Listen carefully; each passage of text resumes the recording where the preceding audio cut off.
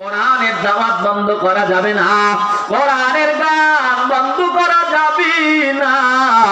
আবু জাহাল ডাক দিয়া বলে, মুহাম্মদ, এই মক্কার জমিনে যদি কোরআনের গান বন্ধ না করো, তাহলে এই মক্কার জমিন থেকে তোমারে তাড়া দিব, দেশান্তরিত করে দিব।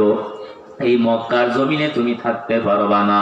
নবী আমার ডাক দিয়া বলে, চাচা, সন্তানকে যদি মা মারে বাবার কাছে যায়, বাবা যদি সন্তানকে আঘাত করে, সন্তান আবার ঘুরে মায়ের কাছে দৌড়ায়। আমি আমার বাবারে দেখতে পারি না, অল্প বয়সে আমি আমার মাকে হারাইলাম।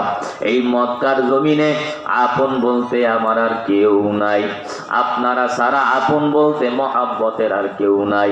আপনারাই যদি আমারে ধমক দেন, আমারে হুমকি ধুমকি দেন, বলেন আমি ভাতিজা মুহাম্মদ কার কাছে যাব, কোনো হুমকিতে কাজ হবে না। এই মক্কার জমিনে কোরআনের দাওয়াত বন্ধ করা যাবে না, কোরআনের গান বন্ধ করা যাবে না।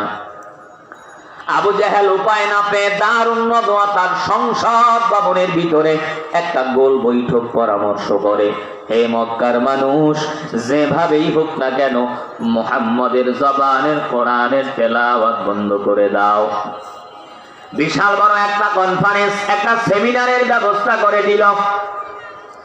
মুলক ইয়ামেন থেকে জামাত নামের একজন জাদুকরকে ভাড়া করে আনা হয়।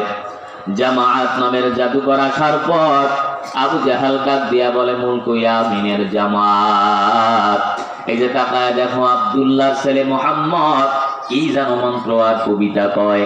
তার এই কবিতায় পাগল হয়ে মানুষ দলে দলে কালেমা পড়ে মুসলমান হয়ে যায়। আমি শুনেছি এই মুলক ইয়ামিনের ভিতরে তোমার মতো জাদুকর আর কেউ নাই। ও মুলক ইয়ামিনের জামাত, মুহাম্মদের জাদু জমিন নয়, শুধু জমিন নয়, আসমান পর্যন্ত যায়। যত টাকা চাও দেওয়া হবে, সম্পদ চাও দেওয়া হবে, একটাই মাত্র শর্ত, তোমার জাদু বিদ্যার দ্বারা মুহাম্মদের